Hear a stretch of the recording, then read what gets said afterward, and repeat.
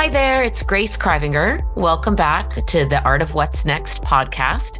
I think you're going to love today's episode. Bonnie Wan is here with me, and she's the author of a new book that is my latest obsession called The Life Brief. And after I read her book, I was pretty sure that we were soul sisters in our desire to help people create lives that feel really true and authentically theirs. As creator of The Life Brief, Bonnie helps people live with clarity, creativity, and courage by teaching us how to write creative briefs for our lives. Without further ado, let's have a great conversation with Bonnie Wan. I am thrilled to have Bonnie Wan with me here today. She wrote, as I mentioned, this incredible book called The Life Brief. And just before we were starting this episode, I was telling her that I feel this kindred spirit connection with you, Bonnie, and I'm just thrilled to have you on the show today. Thank you so much for being with us. It's such an honor to be here and to be part of the Hivery audience and community. Oh, I love it. I love it. And I have to say, I mean, your book just struck such a chord in me because it's there's so much of it that's why I started the Hivery, because we feel this gap between where we are now and where we either want to be or thought we'd be, and it's such a muddy mess to try to get there sometimes.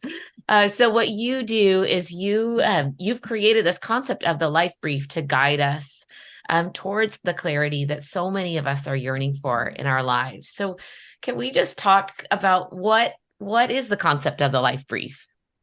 Well, I've spent over the last 30 years as a career strategist in advertising. And what that means is my whole job is to help companies get really crystal clear about their essence. We Yes. call it the brand essence. And what the essence means is what is at the heart of why they exist, who they are, what they believe in the world, so that they can innovate and create from that place of distinction and clarity. Because when you do that, then you know you're not chasing a competitor's dream or living out somebody else's story, Right. that you can remain true to your purpose, why you exist, and that no matter where you go, where you take a company or your products or services, it's always in line with your DNA. And I realized in 2010, after many years of doing this for clients, when I hit a personal crisis of meaning in my own personal life, I just had a reflex. How do I cut through the clutter, the confusion, the complexity I was facing with my marriage, with parenting, with the life I had created, the big life I had created.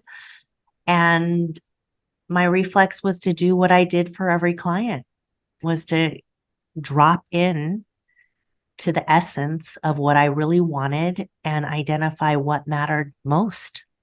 Yes. Yes. So you used, and I'd love to hear this in your words, but you used the same tools that you utilize to bring out that brand essence. You use that same methodology or framework to help clarify things in your own life. And then from there, built a structure for each of us to lean on as well. How did that how did that play out? Did you know as you were building this for yourself, were you recognizing like, wait a second, this is what I do for my work, and now I'm using it on myself and I could use it for others? Or was it more subconscious than that? How did that process work? Well, if I were to be really honest, I think that well, let me back up.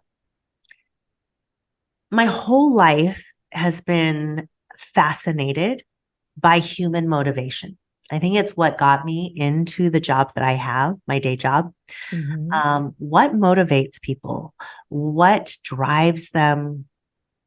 What fuels one person to overcome startling challenges as others facing the similar challenges collapse, you know? Right. Um, and so as a strategist, I get to study human behavior and human psychology all the time in relation to culture. And I've fell into this beautiful job of looking at how do people make decisions? What drives behavior change? And how do we do that at speed? And so early on in my career, I think I had a suspicion that what I'm doing for advertising and marketing and branding maybe it has bigger potential.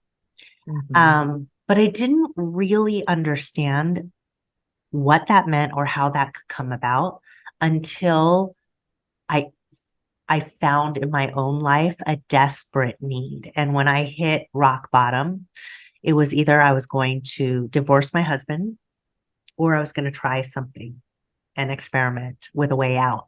And it was that in that moment, it was a reflex.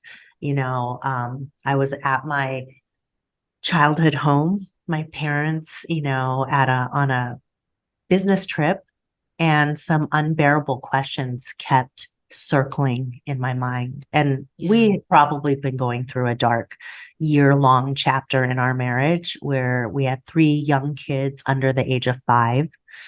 I was the primary breadwinner, though my husband was also trying to launch a company. Most of our interactions were spent fighting, debating, negotiating, not at all the picture of partnership that Yes. either of us entered into.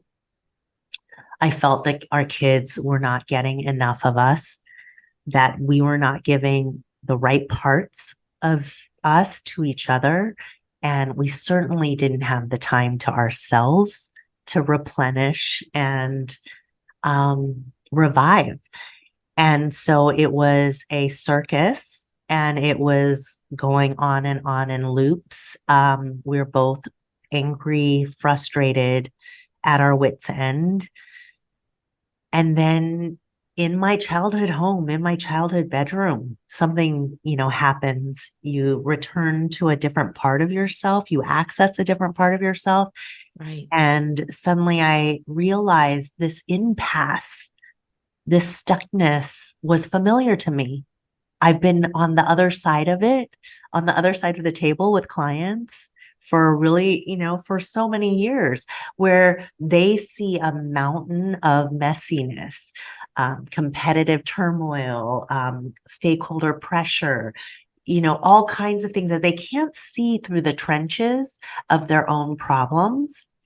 And I knew that as a strategist, I had the tool sets to help them stand back, to take a higher view of what was Yes. going on, to, to look at it through the lens of curiosity instead of despair or frustration or stress. And I realized maybe I need to do this for myself. And how do I get really, really sharp and singular about what I want? How do I cut beyond the noise and drop into a deeper truth? That's what I do as a strategist. I listen again and again, and I separate noise and clutter and confusion from the ahas, the insights, the truths. Yes. And I even hearing you describe being in your childhood home, in your childhood bedroom, like you described that scene in the book, and I had goosebumps when you were saying it because I really felt that place of vulnerability and kind of desperation of like tell me what to do, like asking the walls basically. Yes. And it's interesting, something that I really believe in, and you talk about as well, even in what you just described. I think the most profound transformation happens from the darkest places, like every single time. I just don't see how we make great change when things are going along just swell. Like we make great change when things hurt and when things are hard. And when you described that scene in your childhood bedroom of and the question of what do I really, really want, which is a big theme of your book as well. I mean, I got goosebumps in reading it. I got goosebumps in hearing you describe it because we've all been there in some way or another, whether it's literally in our childhood bedroom or metaphorically going back to like that younger self of like, who do I really want to be? What life am I living? So Yes. I just thought it was really, really profound. And I love this idea of someone that, and I'll just tell for those of you that are listening, and Bonnie has done just such amazing work out in the world. She is the partner and head of brand strategy at Goodby Silverstein. We could talk a little bit about your leave of absence in a second, but she also has 4 kids. She's written this amazing book. So you're one of those people that we look at from afar and think that you must never have those moments of insecurity and vulnerability in your childhood bedroom where you're asking all the big questions. And so it's beautiful that you opened that up to us as that was your starting point. That was your place of going, something has to shift. Well, I want the audience to know I have those moments maybe on the daily, and I think, I'm of menopause age now. And so dealing with the physiological changes and the new feelings and anxieties as hormones shift in my body, um, Yeah. I And the think it's new really, identity. I mean, I'm in that same boat. The new identities that go along with that in terms of how we feel in our femininity and how we feel we're being received in the world and our confidence. Mine certainly has taken a little bit of a beating. So, so it's interesting as we go through those things alongside the life things. well, I do believe that modern life is lived in 5 or 6 year chapters. So I don't think I think it's an interesting time to be alive right now. I think in previous generations, our lives were really prescribed for us. We knew our roles, we knew how to show up, we knew, or we had a shared definition of what a good life looks like. And we could all subscribe to that, more or less. I think there Whether were, it was achievable or not, we whether it was knew. achievable Yes. or not, whether it was a true definition or not. Of course, there were always rebels out there. Love them, for existing. But today, the changes are so rapid. The choices are so wide and expansive that it's often hard to navigate. Which choices do I want to go for? What's available to me truly? And am I living someone else's story, or do I know? Am I connected to my own? And so I think culture today is really confusing. Modern life is confusing, but the beauty of it is that we can define things that are unique to us. We can Right. have voice and agency in it, but many of us have not been taught how to navigate, how to connect, and listen for our own truths so that we can write out our own stories and then live them out. Mm. Um, we are still in that one foot in the old world, bringing along or carrying the voices and stories that we've inherited either from our mothers, our parents, our teachers, our friends, or people we admire or idolize in society. We haven't really had the practice or the teachings for how to tune in Right. to our own calling. Uh, and what I think is really beautiful about that is that you do provide the practice and you do provide the exercises. I loved one of the exercises that I wanted to share with our listeners is the daily brain dump. It's towards the beginning of the book. And I also love that there's a very kind of cheeky way in the next chapter where you say, did you really do it? Did you try to skip out of that? Which I love because we all kind of are like, we dip a toe in the water and then we step back out. But the daily brain dump, I did. I participated in your book. And I loved how what it helped me do is kind of cycle through which thoughts were based on shoulds or expectations that I think others have of me and what are my true thoughts. And by actually doing them every day, by doing the daily brain dump every day and kind of getting the things that were on my mind, it was easier to start to identify what are thoughts that are really attached to deeper yearnings and what are thoughts that are attached to like old expectations and old stories that we And have. that's the power of writing, as a strategist, we're always writing and taking note of what we're learning, what we're researching, what we're finding, because the mind is very permissive and vague. And I don't know about you, but as soon as I have a lightning rod insight, it's immediately overtaken by another thought or a to do or a phone call that comes in. And then my brain just can't grab that insight back, though I'm left with the feeling, the Yes. remnants of the feeling. But when we write things down and we do it over time in very small increments of time, 5 minutes, 10 minutes a day, just dump what's coming up.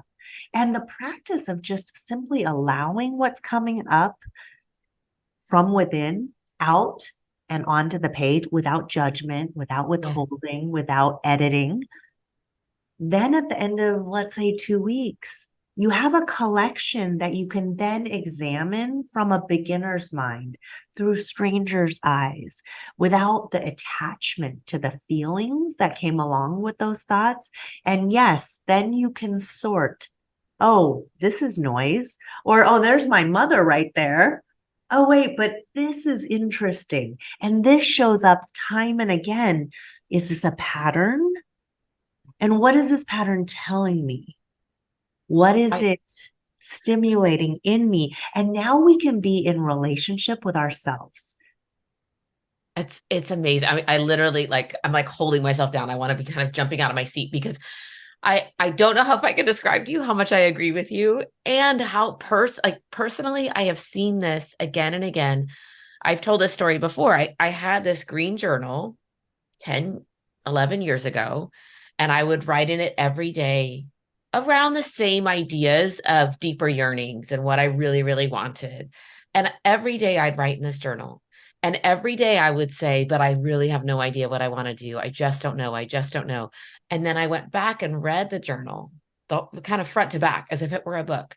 And I said over and over and over again that I wanted to create a space for women to create their next chapters. And meanwhile, again and again, I'd be like, I don't know what I don't know. But my like, I guess it's in reviewing those patterns. And I also think it's in that somatic connection from the pen to the brain that's Yes. just allowing us to be a bit freer than with the Yes. keyboard. Would you agree with that? Yes, there's an amazing poet and wisdom author, Roger Housden, who says, writing rearranges the furniture of our minds. Yeah.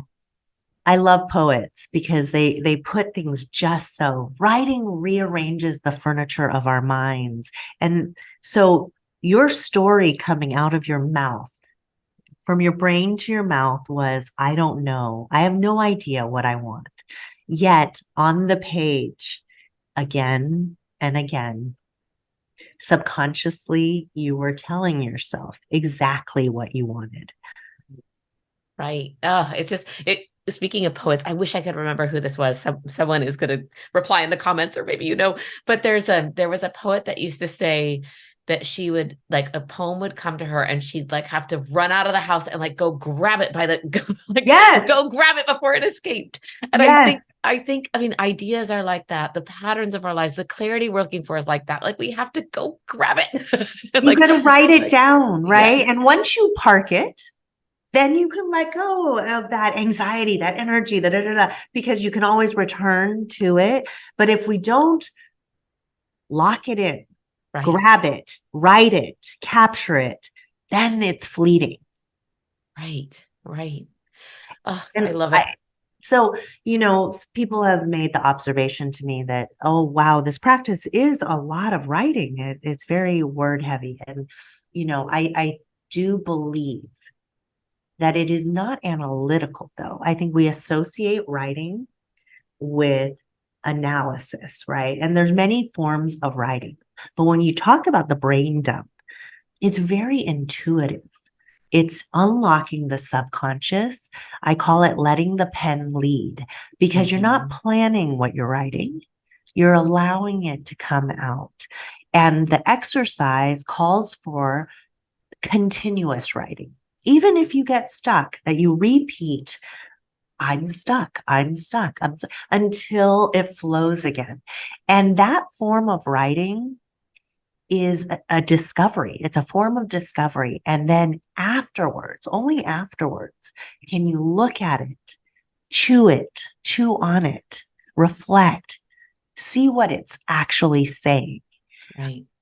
And then the second form of writing, which is in the second part of the book, is writing to commit. How do you then write?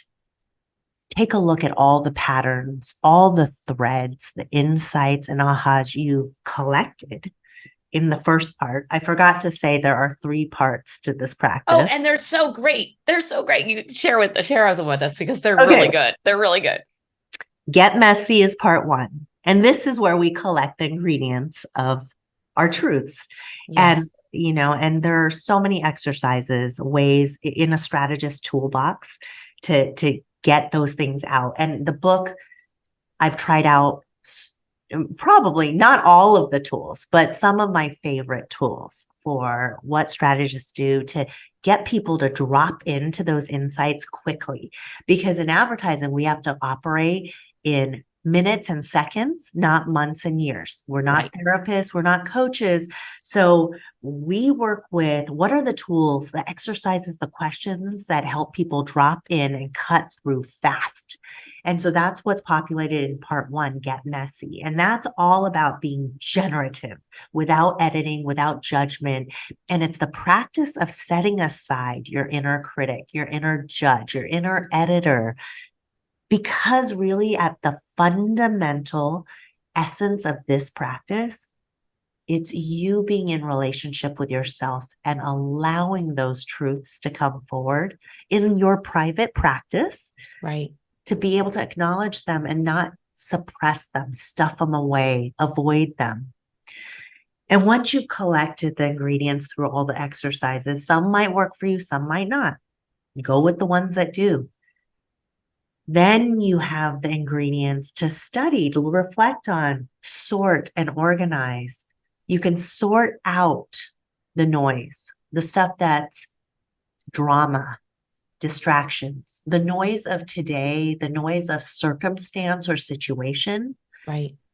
And then you get to create a bucket that's all about the non-negotiables, the sacred, the things that light you up, that feel important and urgent, because you can't imagine being at the end of your life not having tasted those things. And once we've sorted and separated, those are the pieces that you get to use as clay for the clarity and the commitment of your brief, which in essence is your North Star and your vision. And when you can hone in and zone in on those pieces, then we get to write to commit. Write and choose the juiciest words we can think of to get to an exclamation mark or a series of what I call declarations. Sentences that might only speak to you and only you, but when you read them or say them to yourselves, you get this fire in your belly, the goosebumps on your arms, the butterflies, the nerves, the impatience to start. And when you get that feeling in every statement, that's when you know you have a fuck yes life brief. Yes, yes, yes, yes, yes. And then that feeling propels you into the next act, which we think, I think we live in a society that has a bias for action. So part 3 is getting active, right? How to act on your brief. But in a culture with a bias for action, we skip over getting messy and getting clear. That's exactly right. I just have to stop you because I kind of like, I see I'm jumping out of my seat again. The thing is that there's so often this misconception, and I've seen this so many times, and your life brief concept just dismantles this for people, and I love it. There is this expectation that we have that we are somehow going to get this clarity like a lightning bolt in the shower, and it's going to happen when we're not. Like we don't have to set aside time for it. And what I really loved about what you're doing is you said, no, like you got to write this stuff every day for 2 weeks. You got to write, you've got to do the brain dump. You got to commit. You got to like show up. You got to use the words. And then you get the clarity to take action.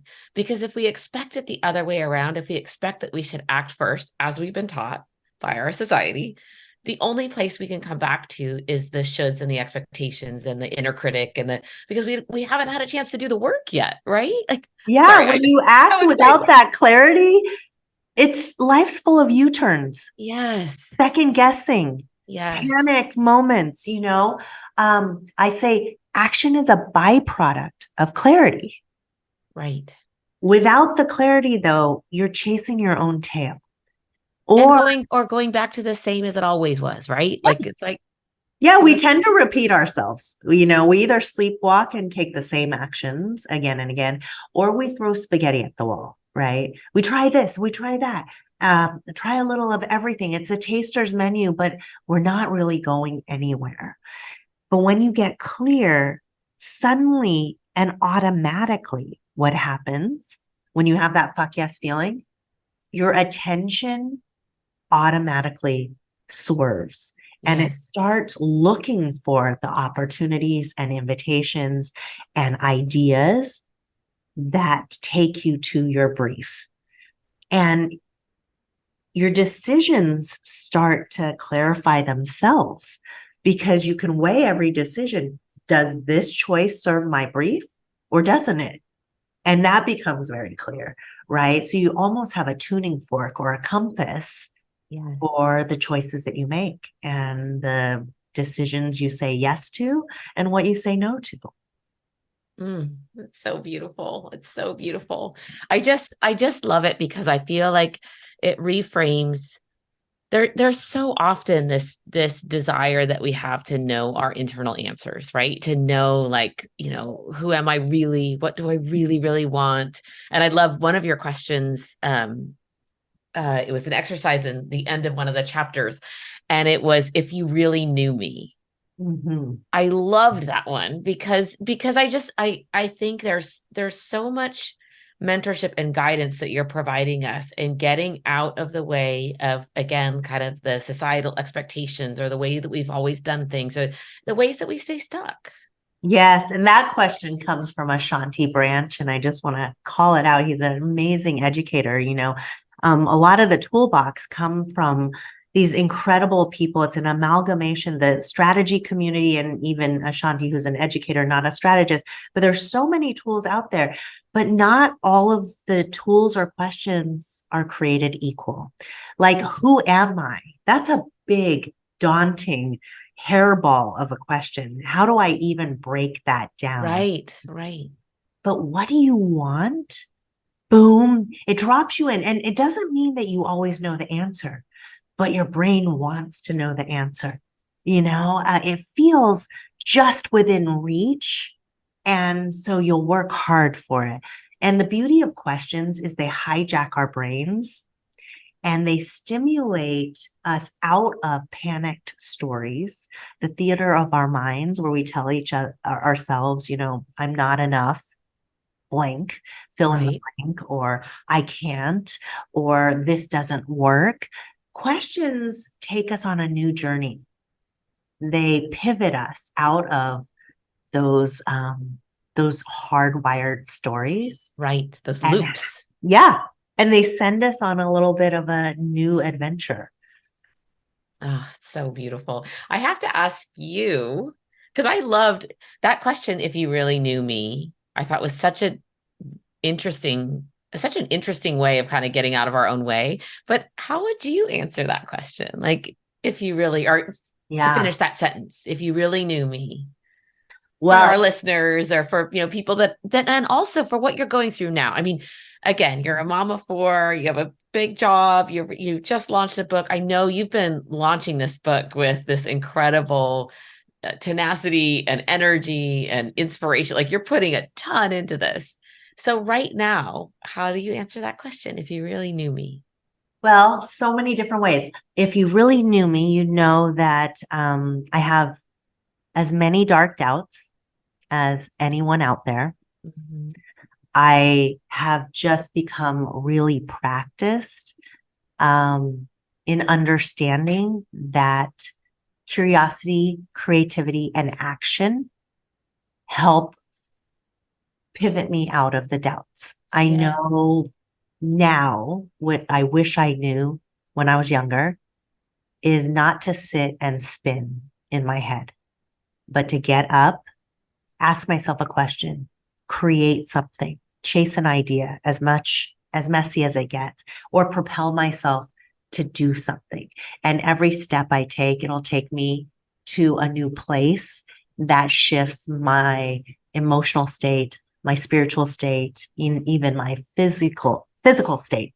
I think if you Yes. really knew me, you'd know I have a really dark, macabre, sardonic sense of humor, which I only let out um, when I'm very, very safe. Yeah. Because as an immigrant, as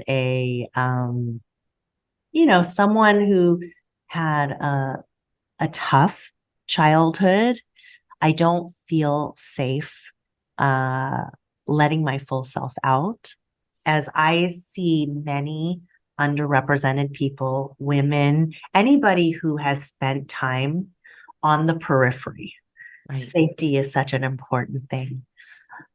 If you really knew me, you would know that I have always been driven to serve people, to unlock people in some way, to study the human, I don't know, the engine that run the operating system that we're Yeah. built on, and to fine tune it in a way that helps people dive into their own agency and see a wider net of possibility, because we're always conditioned to think that we only have two answers available to us, or two choices, that the world is binary. Do I stay or do I go? Is it a yes or is it a no? Is it this or is it that? But having always been stimulated in a Mhm. world of creativity and getting to work around a ton of creative misfits, I've learned that there are so many shades of answers to any question, but you have to know which one really makes you feel alive. Mm. It's really before we jumped on and started recording, one of the things that we were talking about briefly was, you said that your mission as a female leader is to display your mess. And I really love that because I feel like, again, so often when we're trying to work out what we would do next and what we could create or what we could write or what we could produce or even who we want to be, um, so often that we start comparing ourselves to others and it looks like they have it all figured out and they just know and they were on a path and they stayed on the path and they had tenacity for the path and I feel like what you open up to us is that you can, and you're definitely doing this and exemplifying this, you can lead and guide with with very with clear intention, with clear tools, with a knowing and with a certain level of, I don't want to call it certainty, but with a certain level of knowing of like, I know that if you do these tools and go down this path, there will be something uncovered. And simultaneously, you're also able to hold vulnerable space for the times that you didn't know and the times you don't know right now, right? So what does that mean to you to kind of, how does it feel to be a teacher who people are looking to guide and mentor and provide clarity and also at the same time hold space for the messiness and for the vulnerability? I think they go hand in hand. It's critical for me to be an effective teacher. I have to walk the walk. And my aim with it wasn't the original aim. The original aim was to solve a moment of despair for my own life. And once I saw um, the way forward and I could reflect and study the way forward and then apply it in my own life as I taught it and deepened it and refined it, I realized, well, no one's going to tell the stories as in as raw and a real way as I will, because I don't feel that I have, well, I feel so responsible for other people's stories. And I don't want to take it to a place that they don't feel comfortable going. But I do feel, I've learned to feel comfortable going into the messy nooks and crannies of the experience. And I think when I do that for myself and do it with others and in front of others, it gives them the permission to then journey with me through Yes. their own availability. Mm, I love that so much. I love that. Well, one of the things that we are here committed to in this podcast is to really encourage our listeners and our community to create their next chapters like artists. And I so much of the reason that your book resonated with me so deeply is that the same way that you feel that you started to get a sense of what you could convey in your internal life through the methodologies and frameworks that you had used as a brand strategist and an unbelievable creative being. I started noticing that some of the things, the lessons that I felt were most important for creating my next chapter, I had learned from my life as a professional dancer in my 20s, that I had learned from being an artist. Mhm. So, and I love, there were so many places in the book where I just wanted to jump up and down around your ties around creativity and again writing and ritual and discipline and commitment and all of the things that I had believed in so deeply as a dancer, and then learned that I was using those tools moving forward. Um, but as for our listeners that are in that state of, creating a meaningful next chapter, I'd love to ask you, like, what does your meaningful next chapter look like for you? And what's your deeper why right now? Like, you've just done this incredible thing of making this beautiful book. And what's next for you? And what's your deeper yearning? What's your deeper why? Yeah, my deeper yearning is to continue being a creator. I made the leap in writing the book from strategist, someone who uh, sharpens the direction and alignment and the springboard from which creators create. And I walked the bridge, I think, over to making something tangible. Yeah. And I relished that. So, as you said, so many artists, as you are as a dancer, people who create art are, I think, so close to this already because life is the ultimate creative act. We Yes. already know, right, how to dig deep and express from a place of truth. How do we pinpoint um, the moments of magic that only we can bring to bear as the artist? And then how do we share that in a form that unlocks other people, invigorates them, inspires them? And I think getting a taste of that in writing the book was sheer joy for me, a joy that I hadn't tapped since childhood. Because as a strategist, I think there is an art to strategy as well. It's a different form of art, but to write, to unleash the writer in me was incredible. And my why is to use expression and creativity and artistry Yes. to unlock people at scale. And that sounds very arrogant or from a place of I unlock you. It really is an act of service to me. How can I take all the tools that I have beautifully been gifted and learned and trained in my work as an advertising strategist and continue to unlock clients, but really unlock people in ways that maybe they never thought they could be unlocked. Mm, so beautiful. Well, I am going to encourage everyone that's listening. You simply must read this book, The Life Brief. You can get it at your independent bookstores and other places that books are sold. But seriously, seriously, check out this book.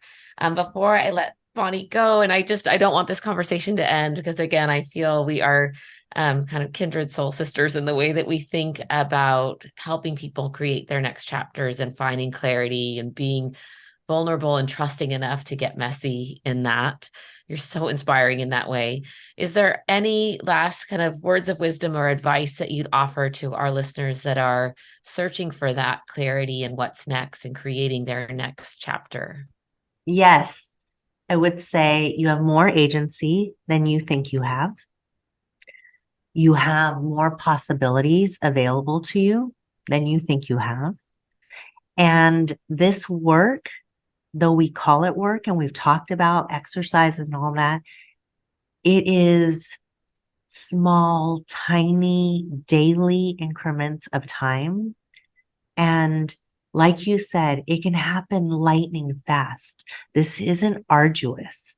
What I love most about discovering this practice or uncovering it, seizing it, and applying it from my work to my personal life is that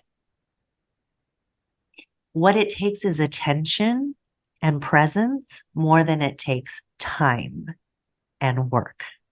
And so I invite everyone to come in with an open mind and an open heart and allow themselves to play with it and make it theirs. Bonnie, you rock. I just love it. I love getting this chance. I love getting this chance to talk to you. I love encouraging people to read your book. I want to thank you so much for just a beautiful conversation.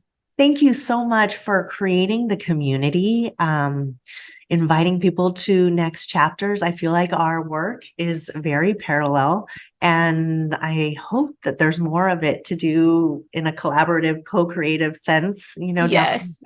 Yes. Oh, I hope so too. I hope so. Stay tuned, everybody. Bonnie and I are going to be doing more stuff together. And thank you so much for a delightful conversation.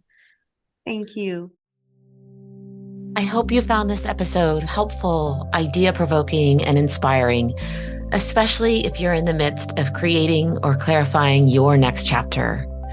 I can't even put into words how much I appreciate you, your vulnerability, your stories of creating a life and meaningful work amidst adversity, grief, ever-changing and challenging times, and of course, life's peaks and uncertain valleys.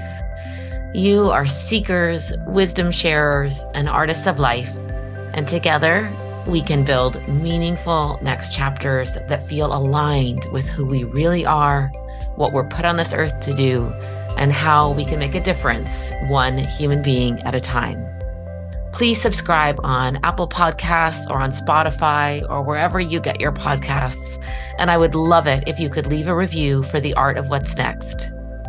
If you know someone who wants to create a new chapter or who would appreciate this episode, please share it with them. You can text it to them or email them the link or post about the show on your Instagram. If you want more help in creating your own meaningful next chapter, join the Hivery newsletter to get inspiration, stories, and resources to help you create your next chapter like an artist. Sign up at thehivery.com/podcast or at the link in the show notes.